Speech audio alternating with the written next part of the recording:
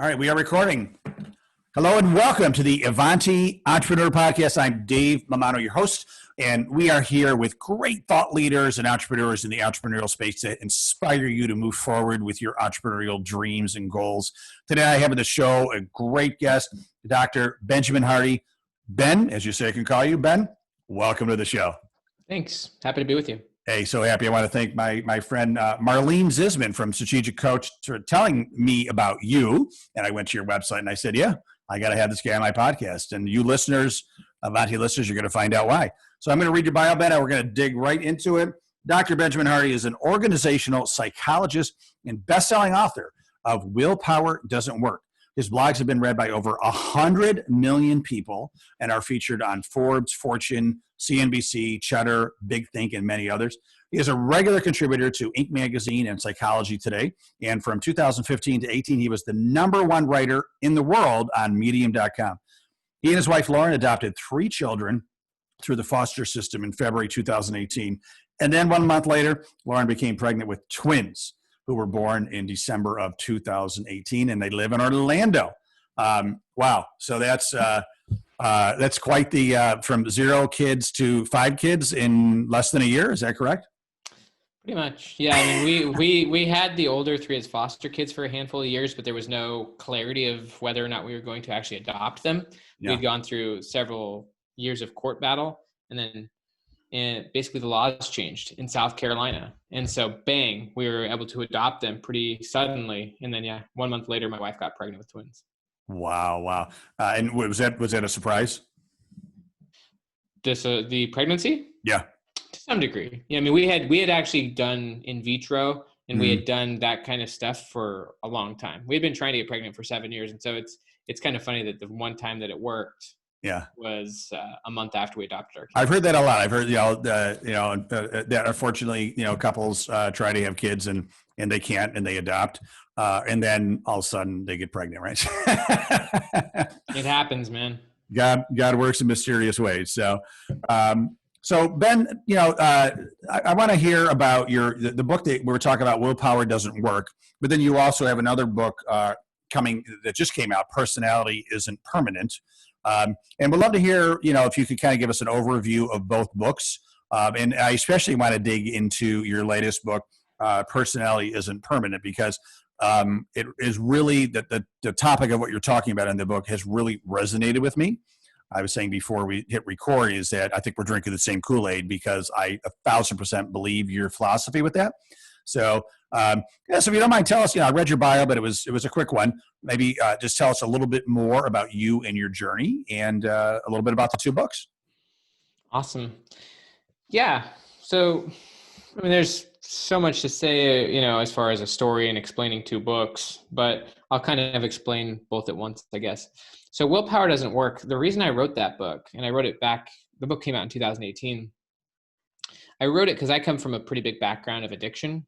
When I was 11 years old, my parents got divorced. My father became an extreme drug addict, and it's impacted a lot of people in my family circle, my younger brother being one of them. And over the last several, years, like 20 years almost, I've just watched my younger brother, who's got all the potential, charisma, like desires in the world, just fall flat on his face. And, no professional like counselor or therapist or anyone who understands addiction would ever encourage you to try to do it by yourself. Like, willpower is the dumbest way to try to overcome an addiction. There's a good TED Talk called Everything We Know About Addiction Is Wrong. And in that, Johan Hari says that the opposite of addiction is not sobriety, it's connection.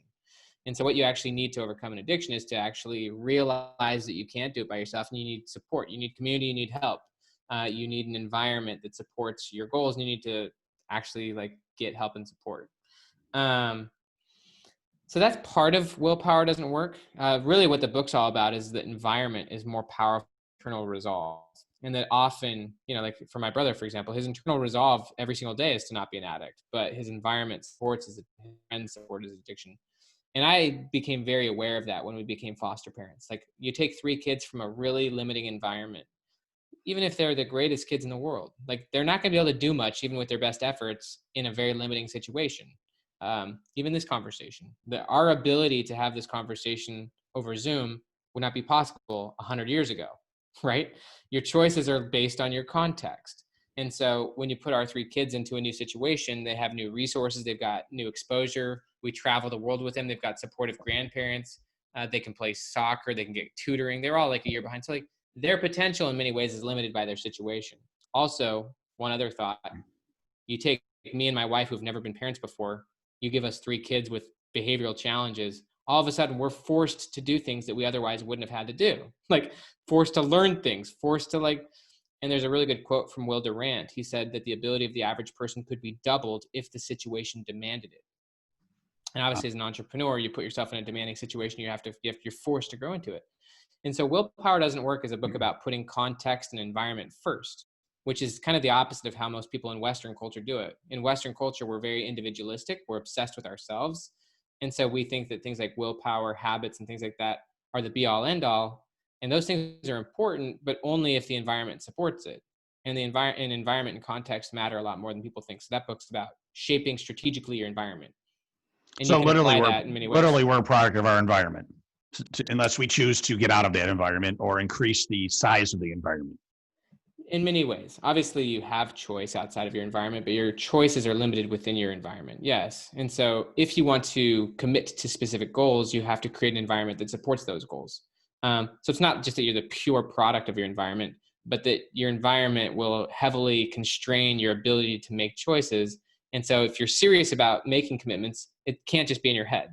You know, like I love books like As a Man Thinketh and stuff, but it can't just be thoughts. You have to also create a situation and an environment that supports those thoughts. You know, and you know, just as an example, like when I started investing into groups like Strategic Coach and Genius Network, you put yourself in environments where there's people who can help you achieve your goals that would be impossible if you were not in those environments. And so it's just a way of thinking about change, not only from the inside out, but from the outside in. And it's just that it goes back and forth. It's not just one way.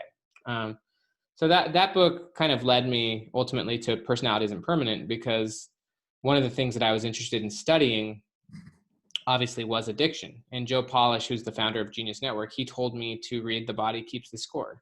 Joe is also very interested in addiction. And The Body Keeps the Score is all about trauma, actually, how trauma, you know, shapes people. And I was reading it initially from the perspective of how trauma leads people, you know, unresolved emotional trauma from the past leads people to addiction. That's one of the biggest things, you know, addiction is usually just the byproduct of unresolved issues, honestly, and it's a coping mechanism. But the thing that I was super surprised about when reading that book was personality. You know, he spent a lot of time talking about how unresolved trauma freezes and shapes your personality. It keeps you stuck in the past. It limits, it totally shatters your hope and your confidence in the future. You get defined by the past. And ultimately you become unwilling to handle emotions, which are required for big learning and challenges. And so that led me down the rabbit hole of ultimately writing the book, Personality Isn't Permanent. And the book's not fully about trauma. That's just one element to why personality can get stuck. But that led me down the rabbit hole of saying I need to write a book on this subject, because I think there's a lot of misconception about personality. Yeah, absolutely. How would you, I mean, you know, the book can relate to, you know, any person, but specifically, how would you relate it to the entrepreneurial personality? Yeah. I mean, it's one thing to say is that identity and personality are two different things. Identity is how you define and describe yourself. Personality is your consistent way of being. And so your identity actually drives your personality. And so there's a lot of research, you know, and identity is how you narrate yourself. It's how you describe yourself, how you define yourself. And at some point or another, every single person who becomes an entrepreneur eventually develops the identity that they are an entrepreneur, you know, like, you know, whether they think they're a wannabe at the beginning or what, you know, at some point or another, they shift their identity where they say, this is who I am, or this is who I'm going to be. And then that ultimately drives who they become. So personality is the byproduct of identity. So for entrepreneurs, there's a lot of applications. Obviously, like one thing there's a few ways of looking at this. One is thinking about your past, your present, and your current as three different people. Like it's easy as an entrepreneur, especially one who's been successful, to kind of attach themselves to their former success, right? Or former failures. Either way, if you're defined by the past or you're over attached to a former identity, that would obviously limit your ability to move forward in the future. And then it's also really important from a psychological perspective to define who your future self is. Just like as a business, you'd have a vision for your business. As a human being, you need to be very clear on who your future self is, because that really clarifies your identity. It clarifies who you are, clarifies what you're doing, why you're doing it. It allows you to know what to do in the present. And so as an entrepreneur, wherever you want to be in the future, you should probably be really clear on that and start having that be your new story and having that be the thing that dictates everything about your life, including your business. How does this relate to a lot of the, or I should say, tie into a lot of the philosophies out there, that go back to you become what you think about, right? Or you what you're thinking about is creating the vision for your life. Like you will get there, right? I think Socrates talked about this back in the day, right? And it's been talked about a lot more. There's are you familiar with Dr. Bruce Lipton? He wrote a book called The Biology of Belief. I like Bruce's work a lot. Yeah, and I was astounded. I mean, this guy's a PhD cellular biologist who was teaching at Stanford, right, and went on sabbatical, and wasn't trying to find proof that that most of what determines our experience of life is not genetic, right? And a lot of people think, that the majority is genetic as far as our thoughts and how that relates to the journey of our life. Where really we do have the master control of that to a very large extent, right? And he showed how cells were influenced by thoughts. He has medical proof, right? And I was blown away. It was kind of the missing link of thinking positive for me, right? Because people, you could always, think positive, and choose happiness, right? But now there's like science to back it up. And so it seems like some of the work that you're doing ties into that. Is that correct? To some degree. Yeah. Mm-hmm. I like Bruce's work. Yeah. He talks a lot about thought, but he also talks about environment. I don't know if you remember the Petri dish example. Yep. But, you put the same cells into 3 different Petri dishes, and based on whatever it is, it's going to turn into bone, fat, or like muscle, so like he's big on epigenetics as well, which would be environment and perception. But yeah, I love Bruce's work, and I agree kind of, but from a different premise. He's talking about what people would call like genetic determinism, where you think that your DNA determines who you are, which is obviously not accurate. I kind of am going at it from a different perspective, where I think a lot of people think your personality determines who you are, or your personality is innate, or your personality is just who you genuinely are, and that it's something you have to discover, and that it's something that can't change. Just like people think that and personality is actually a much easier sell than that you can change your DNA, right? I think personality, a lot of us have already seen that it's changed over time.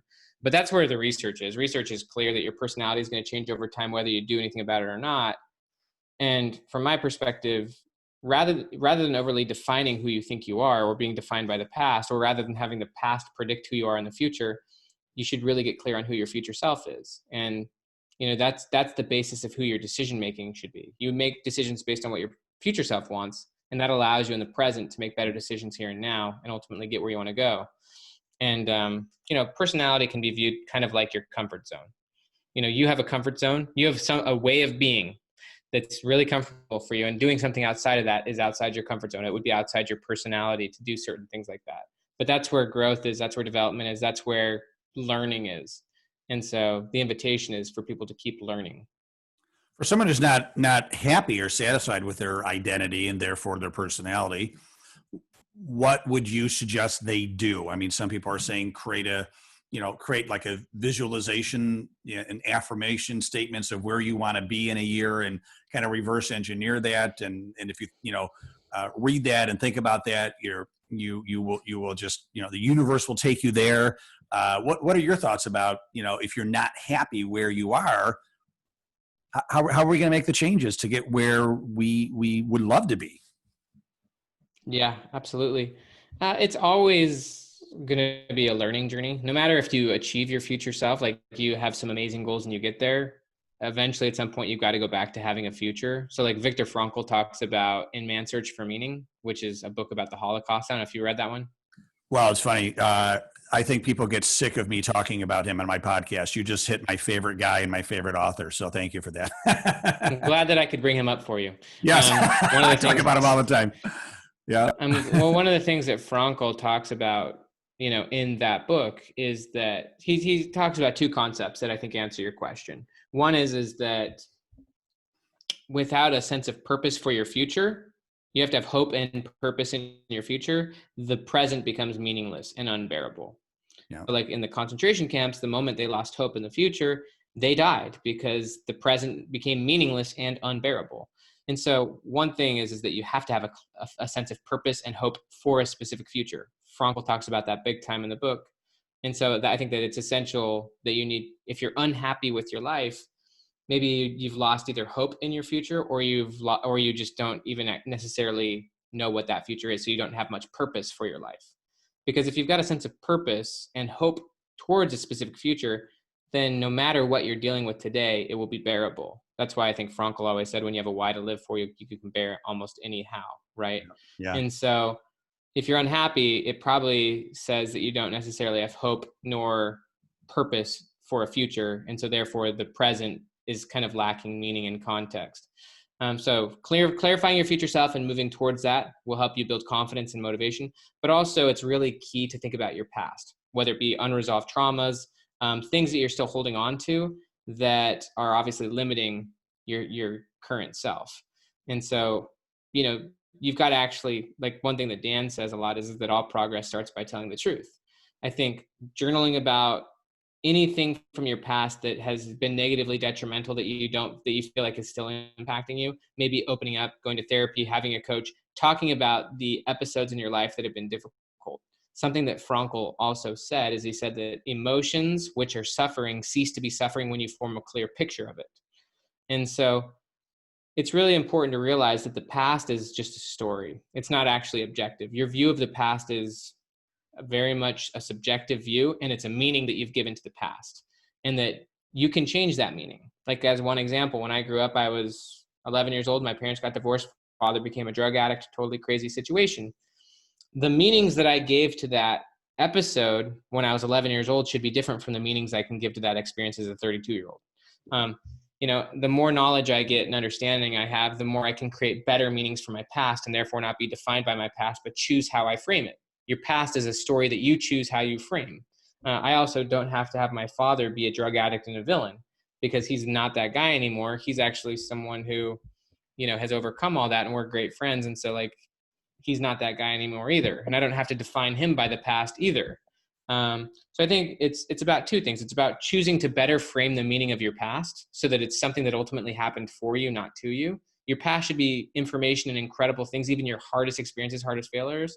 Your past should be something you can use to make better experiences in the future. Like when I launched Willpower Doesn't Work, total failure. I'm just telling you. I'm glad you came across it, or some, Marlene, or, other people have come across it. But how I launched that, it was not as effective as it could have been. So I was pretty upset about that for a few months, but now ultimately I came around to my future and I said, I'm going to use this knowledge to make better decisions in the future, hopefully for future books. So I think that's the key, is making the past positive and being clear on the future.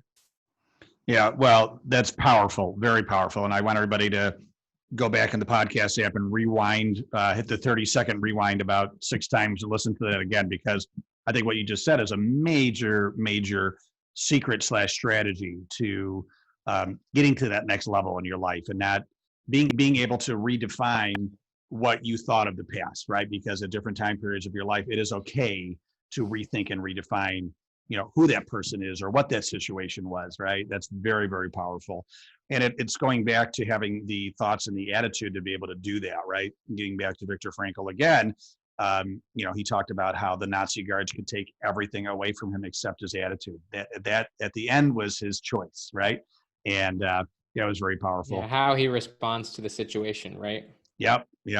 And then the quote I always say for entrepreneurs, and I'll say it again, entrepreneurs, is don't chase success. Create value, and success will find you, right? I mean, that's my favorite quote of his from an entrepreneurial perspective, because I think a lot of entrepreneurs are doing it, they want to get successful, they want to chase the money, and it's like, no. Like, how can you create incredible value? And then guess what? Everything else will take care of itself, right? So, I'm thinking that you didn't become a PhD and get into your field to get rich. I'm guessing it was like a natural love of what you do and wanting to help people, and and then the rest is history, right? Yeah, I mean, I do think you have to be intentional about your goals. But like Frankel said, you can't chase it directly or else it's going to elude you. So I still do think you have to be intentional about your future self, kind of like the idea of, as a man thinketh, or, so yeah, I agree with Frankel that it ensues, because if you're just pursuing success, it's all about you, then you're probably not going to actually help the people that will help you get there. Right. So I think you need to be specific about where you want to go, but at the same time, you have to realize you have to help other people to get there. So I'm big on that. And with Frankel, I view personality as something that ensues, just like success. Success and happiness, personality being the exact same thing. It is a consequence of something else. In my case, it's the consequence of identity. It's a consequence of choosing who you want to be, choosing a new identity, letting go of the past, and then using that as the thing driving forward. And personality ensues. Who you are consistently to the outside world is a byproduct of that. Yeah, terrific. So getting to your current book, Personality Isn't Permanent. Love that title, by the way. So there's a lot of personality tests out there, Myers-Briggs being one of them, maybe the most famous one. There's DISC, there's a lot of different ones. What are your thoughts about some of those tests and how accurate are they? Very low. I've got a low perspective of those tests. When I was going through my PhD in organizational psychology, I was surprised because I didn't know that as an undergrad, but I was surprised at all my professors, because when you go into the PhD level, you're developing these types of tests. You're developing and validating, you're doing science. And all of my professors over and away would say tests like Myers-Briggs are they're just not science. They're horoscopes, essentially. They're not valid tools, not valid nor reliable. They're not actually going to help you. They don't definitely from like a business perspective, they don't predict success. Like I could give you the Myers-Briggs and get your score, and that doesn't mean you're actually gonna be good at your job. Like 50 people could have the same profile. What does that actually say about someone? It's not going to predict outcomes in a business setting, but from an identity perspective, there's a lot of problems that come with it. The reason people love them is because they do give people a sense of identity. You can describe yourself based on your profile, whether it's, you're a blue or an INTJ, whatever you get it, you can use that as your identity so you can explain yourself to other people. The problem with it is that when you overly define something as a part of your identity, then it becomes something that you seek to defend, you seek to justify. You think it's permanent because you've made it a part of your identity. And from like a psychological perspective, it's first off, it's good to view your former self as a different person. Like you as an example, do you think you're the exact same guy you were 10 years ago? Not at all. Exactly. Bang. Like most people would say that same thing. Future self, that same principle applies, and this is a little bit more difficult because people think that their current self is more finished than it actually is. But it's actually good to view your future self the exact same way. That in the future, you're not at all going to be the same as you are today. Your future self is going to look back on you today and say, I'm not that guy. Right. As weird as that sounds. And well, I can't wait for tomorrow. You know why? Why? You get better every day. Exactly. No, I mean, that's the truth. So like what's funny about that is like, for example, I wrote Willpower Doesn't Work three years ago. I recently reread it and I realized that the current version of Benjamin Hardy wouldn't write that book. Not that I fully disagree with it. I'm just like, and the future version of Benjamin Hardy may disagree with aspects of this book that I just wrote, and that's okay. And so the key is actually that your future self is a different person, and as a result, you shouldn't overly attach to your current identity. You should actually hold it a little bit more loosely. You shouldn't be so definitive about it. Using strong statements like I'm an introvert, or I'm not good at reading, or I'm not good at math, or however you would define yourself, it limits the potential of growth that you have for your future self. And there's a lot of other baggage that comes with it. I break it down in the book, but if you want to become someone different, and if you want to get to the next level, you don't want to attach so strongly to your present self. Instead, you focus on who your future self is. There's actually a really good book called It's Not How Good You Are, It's How Good You Want to Be. And there's a lot of research by Carol Dweck who talks about how you want to focus on what's in the future. That's what a growth mindset person would do, is they would focus on what's possible, not what's current. Is that the book? Is that the book? Mindset Matters, or right? It's just Mindset. Mindset. Yeah. I have that book. I haven't read it yet. I bought it because like 10 people told me to read it. So It's You on should my. probably read it if 10 people told you to read it. I know. I'll be the 11th. I'll All tell right. you it's up there with Man's Search for Meaning. Wow. All right. It's currently, I call it my pile of shame. All the books that I've purchased and sitting there waiting for me to read, so I will move that up to the top. It's deep. I mean, it's a thick book, but it's got endless stuff in there. Maybe even just watch your 10-minute TED Talk to prime you. Okay. That's a great idea. So you kind of were just talking about a question I was going to ask, and I'll be a little bit more specific about it. How do labels, we're all labeled even as kids, right? He's a jock, he's a geek, he's the popular president, whatever, so how do labels, how could they negatively impact people's perception, identity, and goals? In so many different ways, but one of them is, so like Ellen Langer, she's been at Harvard for 40 years. She's been studying mindfulness. And one of the things that mindfulness is essentially awareness. It's mindfulness is really big. Her work's good, but I don't know if I want to give you more books for your pile of shame. She's good. I'm telling you, her work is really good. But one of the things that she says leads people to being mindless is labels. So if someone defines themselves one way, they actually think that they're always that way. So like if they become mindless to all the times that the label is actually inaccurate. So if someone has defined themselves as depressed, as one example, they'll think that they're always depressed. If someone defines themselves as an introvert, they'll think that they're always an introvert, when actually that's not the case. So in psychology, we call it selective attention. But basically, so for example, you, as an example, like when you buy a car, you'll start to notice other people driving the car, right? Yeah.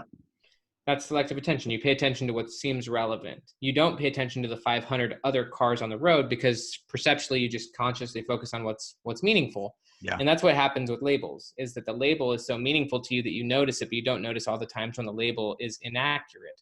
Someone who's depressed on a given day would actually feel pretty good many times, but they don't pay heed to those. And so it leads you to being mindless, and it leads you to thinking you're more consistent than you actually are. But also, as I said before, a label is something you try to defend. If it's a part of your identity, you're going to defend it and you're going to try to confirm it. If you're speaking in definitive terms about yourself, that's who you think you are. That's who you think you've probably been in the past, and that's who you think you're going to be in the future.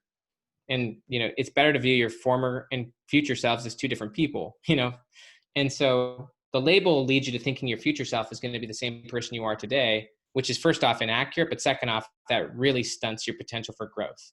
Because rather than trying to become someone new and beyond your label, is all you're trying to do is confirm your label. And so it really stunts your growth. It's essentially a fixed mindset.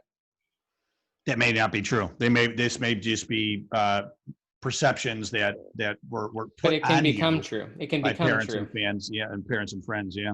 Yeah, it can become true because your label. Yeah, go ahead. You sent me a quote that I want to read because it's tying into what you're talking about. Anyone who isn't embarrassed of who they were last year probably isn't learning enough, right? And that's a Lane Day button. Yeah. The Lane Day button, yeah. And that goes back to what I said before. I can't wait for tomorrow because I get better every day, right? And I was joking, but not, right? Like I'm striving to get better every day, right? And so next year at this time, hopefully I'm like the next version of myself, right? Hopefully this year, hopefully at this point next year, you'll be embarrassed by who you are today. Yes, I'm striving for that. If you are, that's a good thing, actually. I mean, being embarrassed is one thing, I think, but recognizing immense distance because of the progress you've made, the experiences you've had. Yeah. And it's good to actually be defined by future experiences. What are the experiences in the next year that you want to have that will change your life, right? Like that's more interesting than what are the experiences you had 5 years ago that are defining who you are today. Right. Yeah, that's powerful. And in business, it goes back to the LinkedIn founder, Reid Hoffman. He said, I'm not going to get the quote a little bit wrong, but if you're not embarrassed by the launch of your business, then you probably waited too long. I love that quote. Yeah. Like, yeah, if you're not embarrassed by your, yeah. Yep. It's good stuff. Yeah, it's true. People wait. Let's wait. No. Just jump in the water and we'll figure it out. You're going to be embarrassed by that first jump. That's okay. It's probably how you swim in the beginning, but that's okay. You'll get better. That's relevant to me because, I mean, our 17-month-old twins are going through swimming lessons right now, and obviously they're not very good at it, but the teacher's sticking with them until they get good at it. And, if you fail the first time and then you're defined by that failure, that's the essence of a trauma. is that you're defined by a former experience rather than using it as learning to help you get better in the future. You're like, oh, I'm not very good at this, therefore I can't do it anymore. That's the essence of basically being defined by the past. Yeah, these are child lessons that we kind of lose a little bit as we grow up, right? And I mean, Jim Rohn, God bless his soul, one of my favorite, I'll say, American business philosophers, said, with babies, right? When they fall when we try to get them to walk, they fall the first time, and the second time, and the third time. But you don't give up, right? Okay, well, we tried. He's going to crawl for the rest of his life.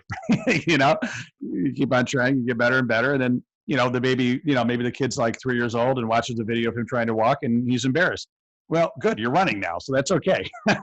Yeah, I mean, you'll love Carol Dweck's work. I love Jim Rohn as well, but what you're saying about the child who still keep falling is you're saying not yet, right? Yep. You're not saying, oh, you fell, therefore you can't walk. Like, you're saying not yet, you'll get there in the future. And so what's interesting about kids is we have that expectation that eventually they will be walking. Yeah. We believe they'll be walking. We have hope. We have pretty much confidence that they're going to get there. But with ourselves, when we're falling, we don't have that. Sometimes we lose that expectation, that confidence that we will get there and that it's just a matter of not yet. Right. Yeah. Well, hey, Ben, listen, we could go on all day. I want to wrap this up with some really good, kind of maybe an action plan for the entrepreneurs listening to this podcast with you, as far as kind of recapping all the things we talked about and giving them a plan for their own success. So, we talked about it a lot through the podcast, but we're going to put in some concise experience bullet sharing. Points. Yeah, bullet points. Well, I guess the question is, what are the most effective and science-based ways for making radical change in someone's life? Yep. So it has almost anything and everything to do with your past and your future. You need to reframe the meanings of your past so that anything that's happened to you that's been difficult or painful or that you feel is still defining or limiting you, you have to, I would say, either journal about it or talk about it to someone you feel comfortable and safe about. It's that whole Frankl quote: emotion ceases to be suffering when you give a clear picture to it. And so if you talk about it, if you write it down, then you can actually choose a different and a better meaning. If you still have it in you, then it's just confusion and suffering. So ultimately, you've got to reframe any aspect of your past and give it a new meaning, that it wasn't something that happened to you. It's something that happened for you. It's something you can use to have a better future. And ultimately getting better and better at giving better meanings to former experiences, choosing meanings that are helpful and supportive of your future self. That's something that over time, you get to realize you're the narrator of your past. You get to choose how it's framed, and you don't attach so much to how you viewed it when it occurred. So choosing to reframe the past and maybe opening up with some people close to you about some of the negative experiences that you still feel are negative, or even just when you're going through a hard day, opening up. Mr. Rogers said, anything that is human is mentionable, and anything that is mentionable becomes more manageable. So when you express your emotions, it becomes something you can manage and do something about. So that's step one, is choosing a better past. Step two is ultimately deciding who your future self is. That's something that you choose, you don't discover. You choose who your future self is.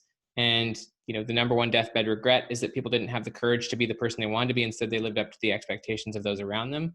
So this is your choice. Who is the future version of you maybe 2 or 3 years from now? What are their circumstances? What are their characteristics? What are their relationships like? How much money are they making? Like, actually define out your future self, because that really helps you to know who you can be today. If you don't know who you're going to be in the future, then it doesn't matter what you do today, because your behavior has no context or meaning. So it's better to make decisions based on your future self versus your current preferences. So once you've defined your future self, big next step, tell everyone about your future self. That's your next new step, is that this is the person you want to be. That takes extreme courage. Tell people that you're not there yet, but this is where you want to go. And that then creates an environment of accountability. And also maybe people will discourage you. And those are the people that maybe shouldn't be a huge chapter, a huge part of this next chapter, if they're not supporting who you want to be, but they're very strongly encouraging you to stay the person you are or were. So start telling people. You got to prune the rose bush throughout your life a couple times at least, right? You really do. I mean, yeah. But you start telling people about your goals, you'll start feeling compelled to act consistently with your future self versus your former self. Yeah, I learned from someone that they imagine that they're they passed away and they go to heaven, and they're waiting for them is the person that they could have been, right? Like everything, every part of their potential was, was completely reached, right? Such a good exercise. And that person, yeah, and then that, like, imagine if you are that same person, like you're meeting the same person. How great! Like you maxed out the That would be potential, amazing. right? And so I think about that. I think about like I want to be like, oh my God, we're the same guy, and slam dunk, spike the ball on life, right? Totally, So, totally. well, Dr. Benjamin Hardy, thank you so much. You made my soul very happy today. Very glad you were born, and thanks for doing what you're doing in the world. Really appreciate it. Thank you, man. It was really fun chatting with you about Frankel. Glad I could pull that in for you. Yeah, absolutely. And that wasn't even set up, folks. So, so the book, Personality Isn't Permanent. I'm sure it's on Amazon, etc., and we can go get that. And also, if they want to learn more about you and get in touch with you, where's the best place to go? BenjaminHardy.com. All my blog posts are there, but also a lot of free online courses that go deeper into the book. This book has about 150 journal prompts. I take you through a lot of the exercises in free courses that take you deeper. Also, I've got free courses that teach you all my blogging strategies that ultimately got me hundreds of millions of views and etc. Yeah, that's amazing. Excellent. Well, Ben, thank you so much. Totally appreciate it. Appreciate your time and what you're doing for the world. And I look forward to what you're a young guy, would you say 31, 32. So I look forward to all that you're going to be doing. And I hope in 10 years, we'll still be friends and you'll still take my call because you'll probably be, a worldwide sensation by then. So I'll take your call and we'll both be embarrassed by who we were today. I love it. We'll watch this video and we'll laugh, right? So we really will. All right. Thanks, Ben. Amen. Thank you so much. And thank you, Avanti listeners and viewers. Appreciate you. Please go to AvantiEntrepreneur.com to not only hear this again and watch this again, but also we have, I believe it's over 180 other interviews there as well that I've been doing for almost 4 years now. So thank you so much. Have a great day, everybody, and stay awesome.